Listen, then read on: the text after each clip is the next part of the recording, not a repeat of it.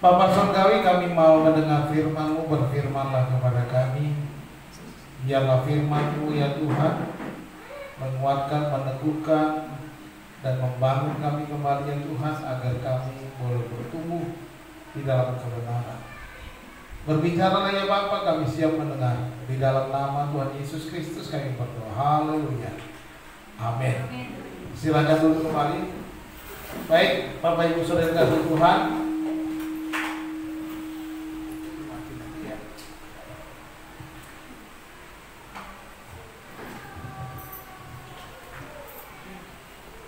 Mari kita sama-sama belajar dari firman Tuhan. Firman Tuhan hari ini saya beri judul beriman dalam kesulitan. Beriman dalam kesulitan.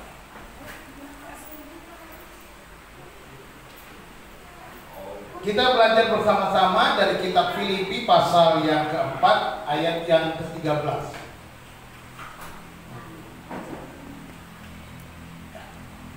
Filipi 4 ayat 13. Mari kita baca bersama-sama. Filipi 4 ayat 13. Satu ayat yang sudah biasa kita baca, kita dengar ya. Mari kita baca bersama-sama. 1, 2, 3. Segala perkara dapat kutanggung di dalam Dia yang memberi kekuatan kepadaku. Puji Tuhan. Rasul Paulus berkata, ini adalah surat Paulus kepada gereja di Filipi. Dia berkata, segala perkara dapat kutanggung di dalam Dia. Dia di sini adalah Kristus. Dapat kutanggung di dalam Kristus yang memberi kekuatan kepadaku. Di dalam ayat ini, konteks ayat ini, Paulus berbicara tentang, dia berkata, aku tahu itu apa itu kelaparan, apa itu kelebihan. Dia tahu bagaimana kekurangan dan kelebihan. Dia menyadari bahwa dia sudah mengalami dalam kesulitan. Juga dia pernah mengalami hidup enak. Dan dia tahu, dia mengerti.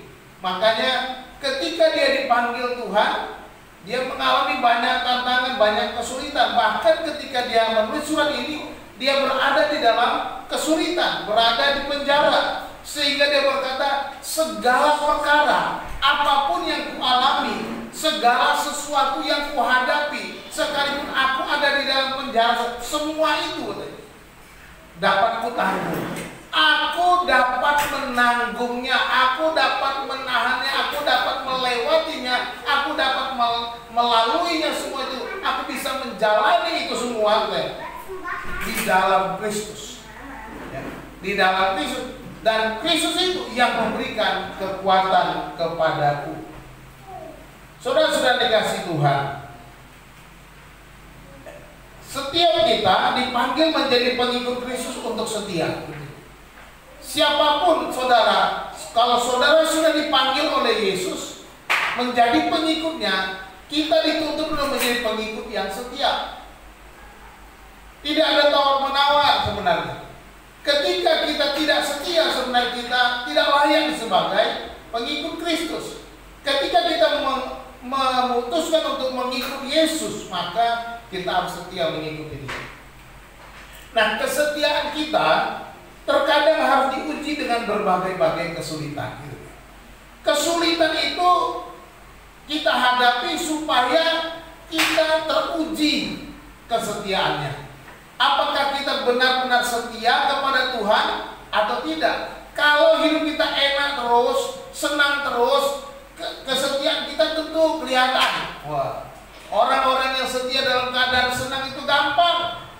Ya, kalau semuanya enak, kita setia gampang. Tetapi apakah kita bisa setia ketika kita menghadapi kesulitan? Ini menjadi kunci keberhasilan, kunci atau bukti daripada kesetiaan kita. Nah, setiap ujian itu dimaksudkan untuk meningkatkan kualitas iman. Ya. Jadi Tuhan mengizinkan berbagai macam kesulitan supaya kualitas iman kita semakin naik, dan semakin naik. Tuhan tidak mau iman kita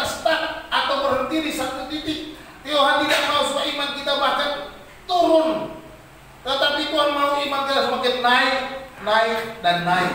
Ini yang Tuhan mau. Iman akan bertumbuh melalui tantangan dan persoalan hidup kita. Jadi iman itu bisa bertumbuh kalau kita bisa melewati step by step kesulitan demi kesulitan, persoalan demi persoalan. Kesulitan segini kita bisa lewati dan Tuhan mengizinkan kesulitan yang lebih lagi. Dan terus menerus itulah level iman kita ditingkatkan oleh Tuhan. Jadi Tuhan mengajar agar kita tidak menjadi anak-anak yang gampangan. Jadi setiap persoalan bertubi-tubi kita hadapi supaya kita bukan menjadi anak-anak yang gampangan, gampang menyerah, gampang mengeluh, gampang putus asa. Nah, tetapi supaya kita menjadi anak-anak Tuhan yang kuat.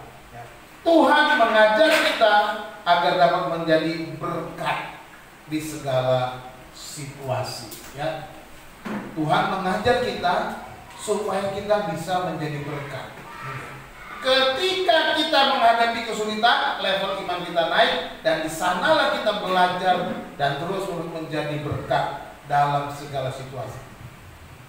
Pengalaman kita menghadapi kesulitan akan menolong orang lain untuk kita bisa share bagaimana mengatasi kesulitan, bagaimana bertahan di dalam kesulitan, bagaimana kita tetap tegar di dalam persoalan-persoalan. Ini yang Tuhan. Dan Paulus katakan segala perkara dapat kutanggung di dalam Dia yang memberikan kekuatan kepada. Ini luar biasa. Dia mengakui bahwa kekuatan itu diberikan oleh Tuhan. Jadi kita akan melihat di sini, dari sini kita pelajaran dari kesulitan dalam kehidupan orang beriman. Kita akan belajar apa saja yang kita hadapi atau apa yang kita pelajari dari setiap kesulitan yang kita hadapi. Yang pertama, kita belajar bahwa Tuhan mengizinkan kesulitan bagi orang beriman.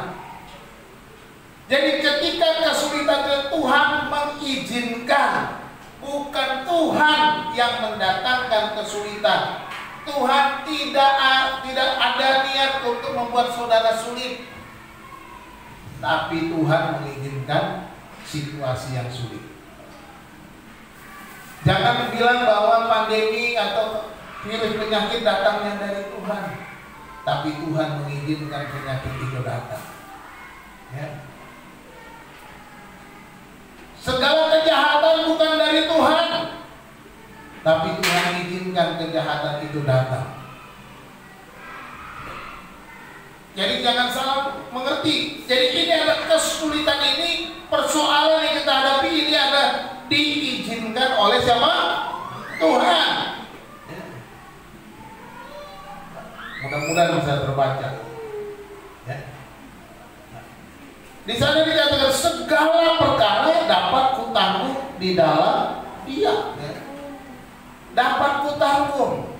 Nah, perkataan segala perkara. Perkara apa? Paulus dipenjarakan. Dia bisa tanggung. Ya. Dia dipenjarakan bukan karena mencuri ayam. Dia dipenjarakan bukan karena membunuh orang. Dia dipenjarakan bukan karena berbuat kejahatan, bukan. Tetapi dia dipenjarakan oleh karena Injil Kristus. Karena memberitakan keselamatan, memberitakan kebaikan, dia dipenjara. Ini yang sedang pada Paulus. Dipikir-pikir rugi kalau ikut Yesus, katanya. Kalau dipikir-pikir secara dunia, rugi dong. Ikut Yesus memberitakan kebaikan kok malah dipenjara. Tetapi dia menganggap itu suatu sukacita, sebagai sebuah sukacita. Makanya dikatakan aku bersukacita. Justru Rasul Paulus tidak mengeluh, tidak menjadi persoalan bagi dia ketika menghadapi kesulitan, tidak menjadi masalah bagi dia ketika menghadapi berbagai macam persoalan ini, termasuk ketika dia dipenjarakan. Setelah dia mengikut Yesus, justru penjara yang dialami. Dia dilecehkan dan direndahkan. Kalau kita membaca pasal 3 ayat 2 dan sampai ayat 4, dia juga direndahkan. Dia juga mengalami kekurangan. Ya. Aku tahu apa itu kekurangan. Aku tahu apa itu pasal 4 ayat 12 ayat 10. Ini menunjukkan bahwa Paulus sendiri dapat menanggung perkara ini. Tuhan izinkan. Tuhan mengizinkan Paulus melewati masa-masa sulit, padahal dia melakukan yang baik. Kalau seseorang melakukan kejahatan dan oleh sebab itu dia masuk penjara, itu setimpal, sesuai, cocok. Kalau seseorang karena membunuh dia masuk penjara, itu setimpal dengan perbuatannya. Tetapi kalau karena perbuatan baik, karena dia memberitakan Injil keselamatan, maka dia dipenjarakan. Itu enggak pas. Tetapi Paulus bilang, segala perkara dapat ku tanggung. Aku dapat menanggung apapun yang terjadi dalam hidupku. Karena dia sadari itu Tuhan izinkan. Dia tidak pernah bilang, Tuhan kenapa kau berikan aku penjara? Dia tidak menganggap penjara ini karena hukuman dari Tuhan, bukan. Dia tidak pernah menganggap kesulitan-kesulitan yang dihadapi, kekurangan-kekurangan yang dihadapinya sebagai cara Tuhan mau menjebak dia, bukan. Saudara dikasih Tuhan, mengikut Yesus memang bersukacita, bahagia, ya, luar biasa, kita diberkati. Tetapi ingat, Tuhan juga terkadang mengizinkan kita melewati situasi yang kita tidak suka. Tuhan juga mengizinkan supaya kita melewati masa-masa yang sulit. Kita lihat contoh-contoh di dalam Alkitab. Ya. Tokoh-tokoh Alkitab, pertama Abraham. Ketika dia dipanggil Tuhan berbicara kepada Abraham, pergilah, tinggalkanlah negerimu, tinggalkanlah ayahmu, pergilah ke suatu negeri yang akan kutunjukkan kepadamu. Dan dia pun akhirnya pergi dan tiba di tempat tanah perjanjian. Apa yang terjadi? Terjadi kelaparan. Di tanah perjanjian yang Tuhan sudah janjikan, justru Abraham menghadapi kelaparan. Akhirnya apa? Dia pergi ke Mesir. Ya. Banyak. Dan ketika dia sudah digenapi Tuhan janjinya, diberikan anak yang dikasihinya,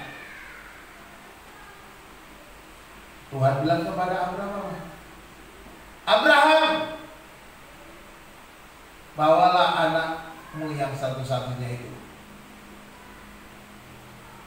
persembahkanlah dia kepadaku ke gunung yang aku tunjukkan kepadamu. Dan Abraham taat. Dia diuji kesetiaan. Tetapi Tuhan tahu ketika Abraham menghujamkan pisaunya kepada anaknya Ishak, Tuhan menyentuh Abraham, jangan apa-apakan anak itu, sebab aku tahu engkau setia. Nah, saudara sudah dikasih Tuhan, tokoh-tokoh Alkitab juga menghadapi kesulitan berbagai macam. Di sana mereka belajar bertumbuh beriman, berjalan bersama Tuhan, bagaimana Tuhan membimbing hidup mereka. Ada lagi orang yang sejaman dengan Abraham, namanya Ayub. Ini mereka sezaman. Jadi Ayub itu bukan keturunan Israel, ya. Jangan sampai salah, jangan sampai keliru. Ini orang sejaman dengan Abraham. Kalau Israel itu anaknya dari Yakub, keturunan Yakub. Abraham, Ishak, Yakub itu cucunya Abraham. Ayub ini orang yang takut akan Tuhan. Saudara sudah tahu kisahnya bagaimana Ayub yang setia kepada Tuhan, Ayub yang bergantung penuh kepada Tuhan, Ayub yang menyembah Tuhan, Ayub yang takut akan Tuhan, tetapi justru diuji kesetiaannya, diuji imannya. Tuhan izinkan setan untuk memberikan ujian kepada Ayub. Hartanya habis, anaknya habis, tubuhnya kena penyakit kulit, istrinya mengolok-olok. Banyak orang meninggalkan karena Ayub sudah bangkrut. Ayub sudah tidak ada apa-apanya lagi. Seorang kaya tiba-tiba habis, hancur. Orang melihatnya, ini pasti karena Ayub punya dosa. Ini pasti ada salahnya. Ini karma, kata orang mungkin melihatnya. Seringkali kita bilang begitu kepada orang lain. Memang seringkali keadaan begitu. Orang dapat karma. Dan semua teman-teman Ayub juga, kamu mungkin berdoa, kamu minta ampun, kamu bertobat Ayub. Istrinya mengolok-olok juga. Tapi apakah Ayub jatuh ke dalam dosa? Tidak. Dan akhirnya Ayub dipulihkan oleh Tuhan. Hartanya semakin bertambah, anaknya diberi lagi oleh Tuhan. Dia punya anak lagi. Dikembalikan kejayaan Ayub. Nah saudara-saudara, Tuhan izinkan Ayub menjadi contoh. Siapa lagi? Yusuf. Nah ini paling hebat lagi penderitaannya. Yusuf perjalanannya sebelum dia menjadi seorang yang terpandang, seorang yang terkemuka, seorang yang menjadi pemimpin di tanah Mesir yang pada waktu itu menjadi kerajaan yang kuat.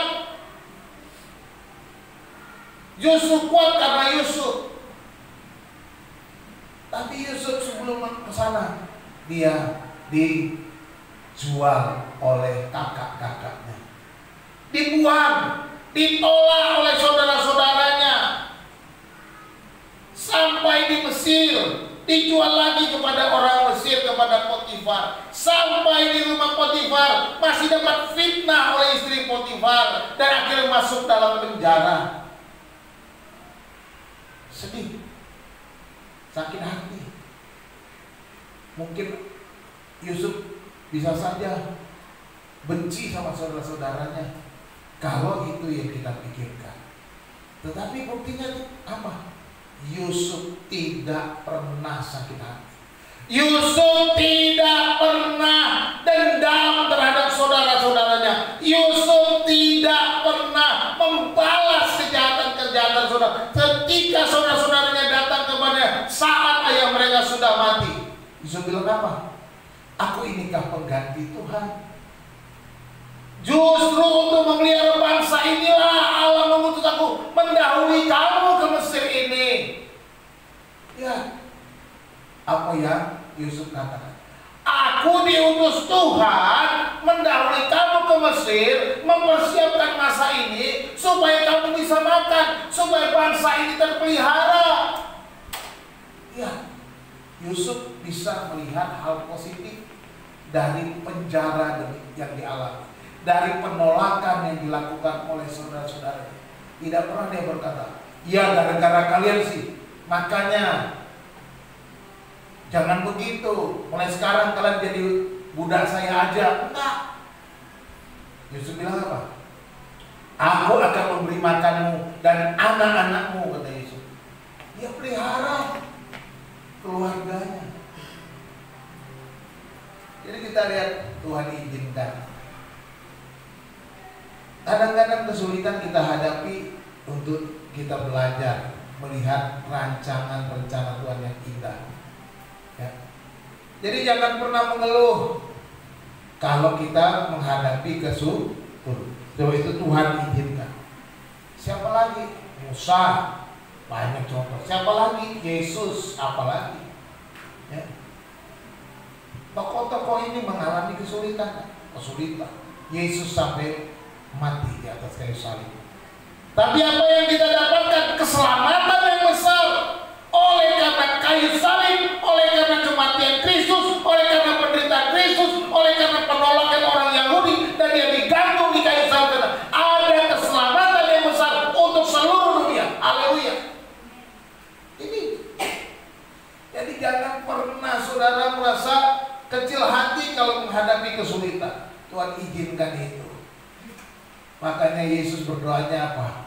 Ya Bapa, kalau boleh cawan ini berlalu, biarlah semuanya berlalu, tetapi bukan kehendakku, melainkan kehendak-Mu ialah yang jadi. Jadi kalau saudara menghadapi kesulitan, menghadapi sakit penyakit, jangan kehendak-Mu saja kau utama, bilang kehendak-Mu suami jadi. Maunya sakit ini sembuh, maunya kesulitan ini pergi, tetapi Tuhan jangan kehendak-Mu, kehendak-Mu yang jadi. Kan begitu? Amin. Jadi kita lihat, Tuhan mengizinkan kesulitan kepada kita. Jadi itu hanya izin. Makanya Paulus bilang segala perkara dapat kutanggung, kata Paulus. Yang kedua, kita belajar dari ayat ini, segala perkara dapat kutanggung di dalam Dia yang memberikan kekuatanku. Kita belajar bahwa setiap kesulitan memberikan kekuatan. Ternyata sebagai orang beriman, setiap kesulitan itu justru akan mendatangkan kekuatan yang lebih. Nah itu dia, kalau kita hidup beriman. Tapi kalau kita tidak beriman, maka segala kesulitan itu sebagai penderitaan bagi kita.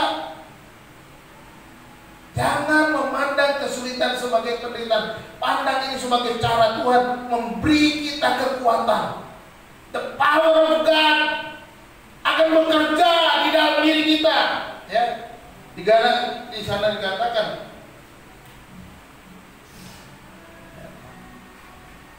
Roma 8 ayat 28 bilang apa? Roma 8 ayat 28. Sebab kita tahu sekarang bahwa Allah turut bekerja di dalam segala sesuatu untuk mendatangkan kebaikan bagi orang yang mengasihi Dia, yang terpanggil sesuai dengan rencananya. Kita lihat itu, bahwa Allah turut bekerja di dalam segala sesuatu. Makanya Paulus bilang, bisa berkata, segala perkara dapat kutanggung di dalam Dia yang memberikan kekuatan kepada. Jadi ketika dia menghadapi kesulitan, Tuhan memberikan kita kekuatan. Tuhan tidak pernah tutup mata. Tuhan tidak akan membiarkan. Tuhan tidak pernah tidur.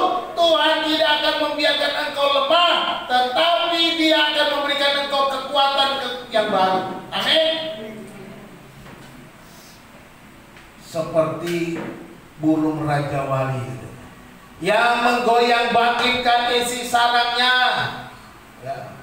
Burung Raja Wali melatih anaknya terbang, dia goyang-goyang supaya anaknya jatuh dari sarang, keluar dari sarang. Untuk apa? Supaya anaknya belajar terbang.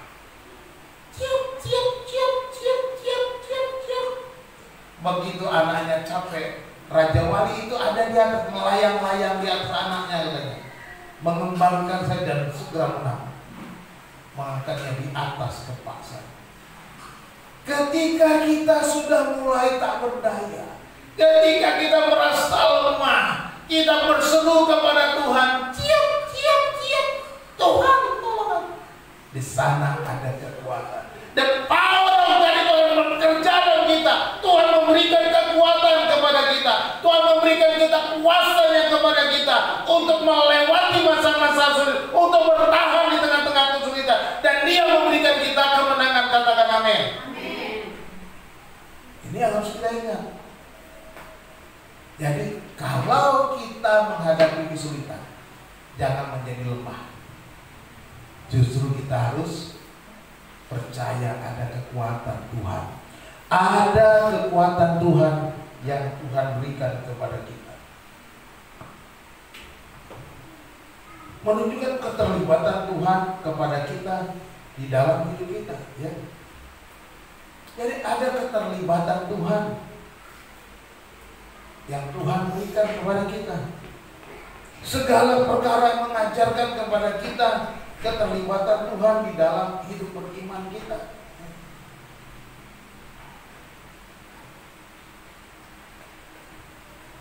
Apa yang kita lihat di sini?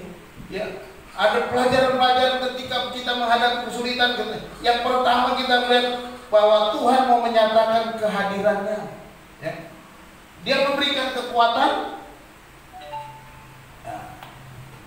Dia berikan kita kekuatan untuk menyatakan bahwa Dia hadir, Dia ada, Dia hidup.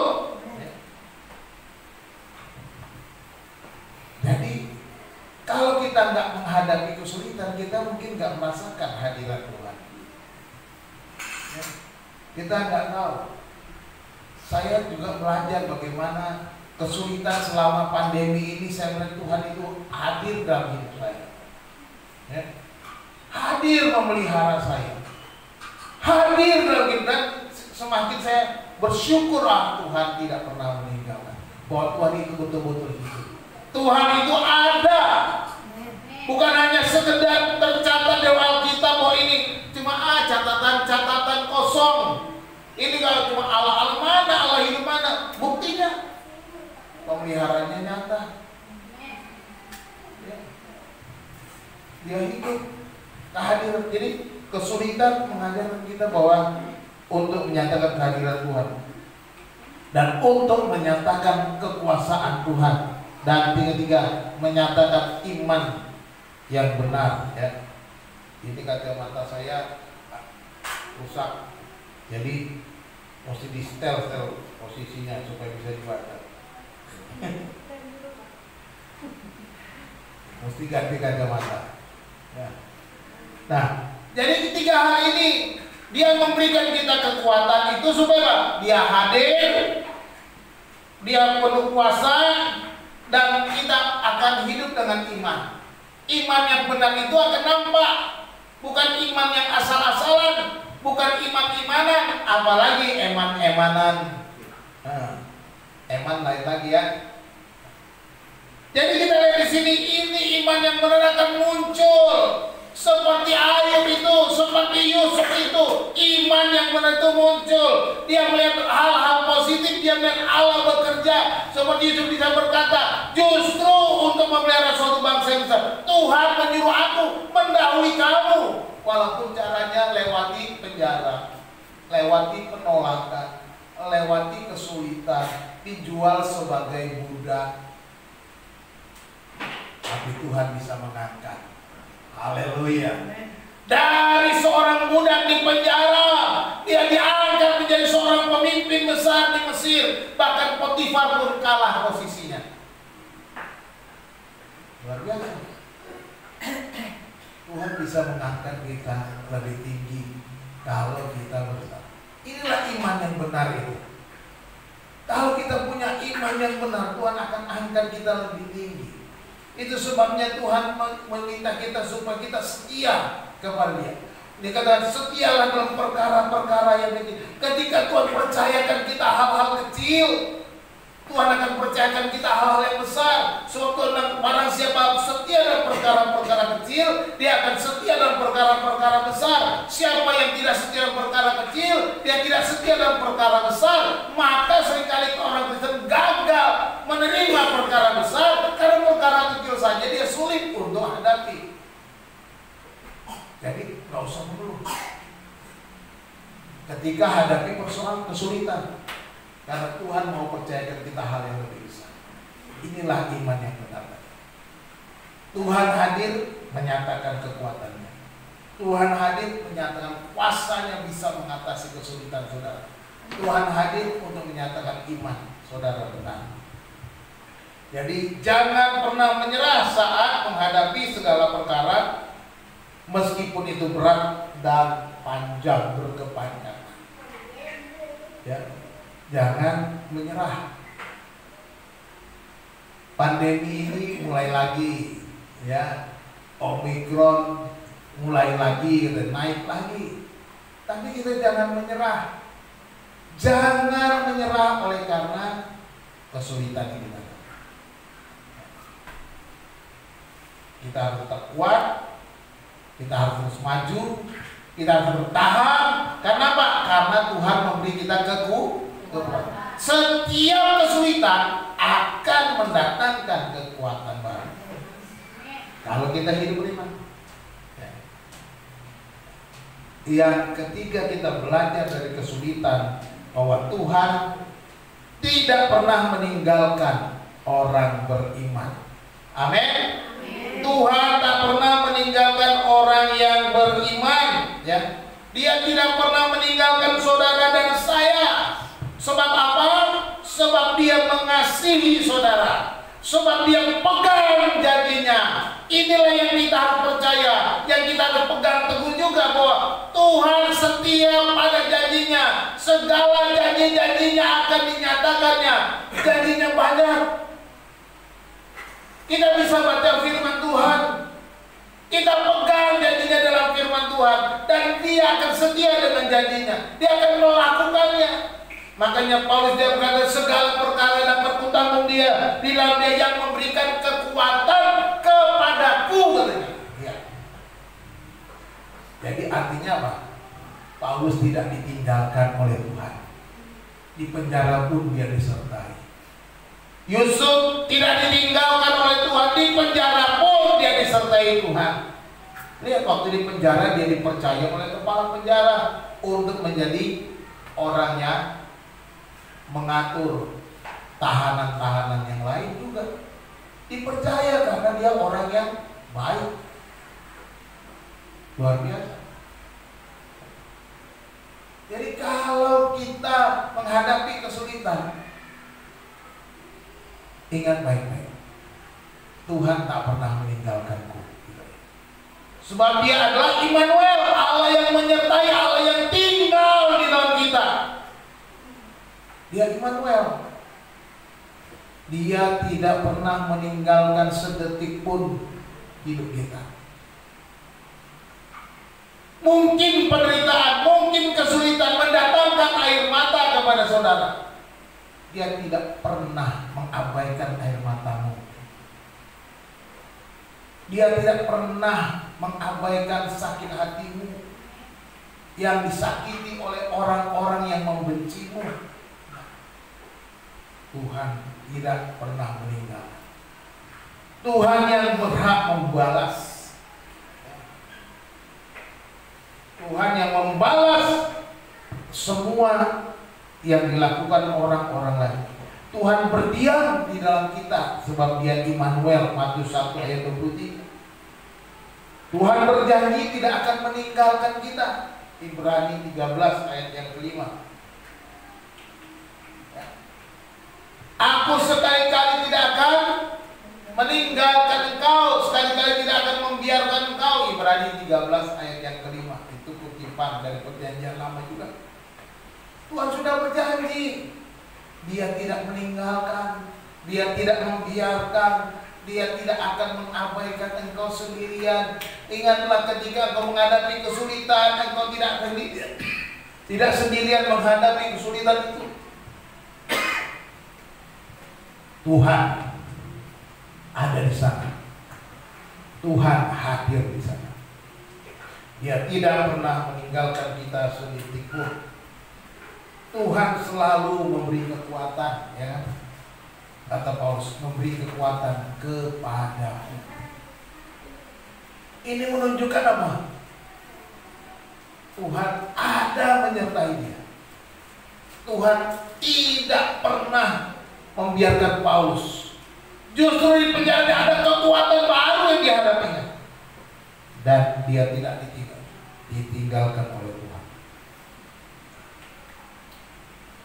Kekuatan berasal dari dalamnya. Kekuatan itu berasal dari, kalau kita baca Filipi 4 ayat 13 itu, kata kekuatan itu digunakan endinamonti, ya. Dinamo. Ada kata N itu di dalam. Jadi Tuhan memberikan kita kekuatan dari dalam. Jadi di dalam kita, siapa yang ada di dalam kita? Roh Kudus, ya. Roh Kudus ada di dalam kita, dan dalam kisah pasal para rasul disebut kamu akan menerima kuasa kalau Roh Kudus turun ke atas kamu. Kamu akan menerima dinamo, katanya. Kalau Roh Kudus turun ke atas. Ya, Paulus menyadari ini penuh. Ketika dia menghadapi kesulitan, kuasa itu bekerja. Kekuatan itu bekerja, ya. Itu yang dinyatakan. Kisah Rasul pasal 8. Roh Kudus itulah kekuatan.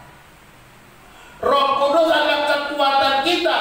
Allah sendiri, rohnya Allah sendiri yang adalah kekuatan kita. Jadi bukanlah sekedar kekuatan dia, tetapi Allah sudah, maka dikatakan roh yang ada di dalam kamu lebih besar daripada roh yang ada di dalam dunia ini. Artinya segala roh yang ada di dunia takluk, karena roh yang ada dalam kita adalah Allah sendiri. Amin. Allah sendiri kekuatan itu. Jadi tidak ada kekuatan lain yang dapat mengalahkan orang-orang percaya. Karena orang percaya memiliki kekuatan Allah sendiri, kekuatan ilahi. Karena Roh Kudus itu adalah penolong. Ya. Yohanes 14 ayat 16 dan 17. Roh Kudus itu penolong kita. Dia menolong kita di dalam segala kesulitan. Menolong kita di dalam mempertanggungjawabkan iman kita. Ya. Menolong kita bertahan untuk menyatakan iman kita ketika orang-orang berusaha menekan kita. Orang beriman akan tetap kuat di dalam kesulitan-kesulitan. Orang beriman akan tetap tegar di masa-masa sukar. Ya. Ini harus orang beriman, karena Tuhan tidak pernah meninggalkan orang beriman. Ini janji Tuhan. Dia nggak pernah meninggalkan kita karena udah janjinya. Sekali-kali tidak meninggalkan, sekali-kali tidak membiarkan. Dia sudah berjanji. Nah, kalau dia berjanji, dia akan membuktikan janjinya itu kepada kita. Penutup, saudara-saudara, tetaplah bertahan dalam iman meskipun badai hidup menerjang. Ya. Tetaplah hidup beriman walaupun badai datang sebesar apapun. Ini harus kita ingat baik. Bertahan itu yang paling langkah pertama. Yang kedua, buatlah komitmen untuk setia kepada Tuhan meskipun dihina dan menderita. Komit. Mulai hari ini aku akan komit, aku akan berjanji bahwa aku akan setia kepada Tuhan meskipun orang lain menghinaku, meskipun aku menderita, meski aku menghadapi kesulitan. Komit itu. Jangan cuma hidup senang baru ikut Tuhan, tapi hidup susah nggak mau ikut Tuhan. Ya. Harus komit. Sebab tidak ada kesulitan yang tak dibatasi oleh Tuhan. Ingat, setiap kesulitan itu ada batas. Ya. Setiap kita punya kemampuan. 1 Korintus 10:13, pencobaan yang kamu alami adalah pencobaan biasa yang tidak melebihi kekuatan manusia. Pada waktu kamu dicobai, katanya, Ia akan memberikan kepadamu jalan keluar sehingga kamu dapat menanggung. Lihat, kesulitan itu pasti ada batas. Tuhan tahu levelmu sampai di mana kau bisa bertahan. Tuhan hanya beri sampai di situ. Dia tidak akan mengizinkan kesulitan melebihi batas kekuatan. Nggak akan. Apapun itu. Jadi bertahan. Belajarlah terus-menerus dari tokoh-tokoh di dalam Alkitab, seperti tokoh-tokoh yang saya sebut. Banyak tokoh Alkitab. Apakah mereka hidupnya kaya raya? Ada yang kaya, ada juga yang susah, ada yang pas-pasan. Ayo belajarlah dari mereka. Bukan karena kekayaan mereka bertahan, tapi oleh karena iman mereka bertahan. Gitu. Kalau kekayaan itu sementara, tidak. Tapi orang-orang yang bertahan di dalam segala situasi, mereka lah yang dapat menjadi pemenang. Ya. Jadi belajar dari Yusuf, ingat Ayub, ingat semua Paulus yang menghadapi kesulitan. Nah, setiap kesulitan selalu mendatangkan pelajaran berharga untuk memberkati kita. Ya. Selalu mendatangkan pelajaran berharga untuk memberkati kita. dan juga memberkati orang lain. Karena apa? Karena dengan pengalaman kita bisa menolong orang lain. Kita bisa bersaksi, Mbak, Bu, Pak, saya juga pernah mengalami kesulitan. Tapi saya bertahan, saya berjalan bersama Tuhan, saya melihat kuasa Tuhan, Tuhan bekerja, Tuhan tak pernah meninggalkan, dan saya bisa melewati meskipun saya harus menghadapinya dengan berat. Kita bisa bersaksi dan orang lain akan dikuatkan. Itu setidaknya kita bisa menjadi saksi dan memberkati orang lain ketika kita menghadapi kesulitan. Hiduplah beriman dalam kesulitan. Tuhan Yesus memberkati kita. Kita berdoa. Bapak Surgawi, Bapak yang baik, terima kasih firman Tuhan yang sudah kami dengar. Kami berdoa supaya Engkau mengingatkan kami dan meneguhkan kami, supaya ketika kami menghadapi kesulitan, kami dapat bertahan dan kami tetap beriman. Kami hadapi dengan iman yang teguh di dalam Tuhan, dan kami percaya segala perkara dapat kami tanggung di dalam Kristus yang memberikan kekuatan kepada kami. Dan kami percaya bahwa Allah turut bekerja mendatangkan di dalam segala sesuatu untuk mendatangkan kebaikan bagi orang-orang yang percaya, yang mengasihi Engkau, yang dipanggil sesuai dengan rencana. Terima kasih Tuhan, dan kami percaya bahwa Engkau tidak pernah meninggalkan kami, membiarkan kami sendirian menghadapi kesulitan. Kami tahu bahwa Tuhan akan memberikan kami kekuatan baru ketika kami menghadapi kesulitan. Terima kasih Bapak yang baik, terima kasih untuk firman Tuhan yang kami belajar dari hamba-Mu Rasul Paulus, yang kami boleh belajar untuk tetap kuat, untuk dapat menanggung segala perkara, untuk bertahan dengan iman kami, sekalipun kami harus mengalami kesulitan karena kebenaran. Terima kasih Bapa di surga, kami mengucap syukur, hamba-Mu berhenti berbicara, biar Roh Kudus Engkau terus berbicara kepada kami ketika kami menghadapi tantangan dan hidup. Di dalam nama Tuhan Yesus Kristus kami berdoa. Haleluya. Amin.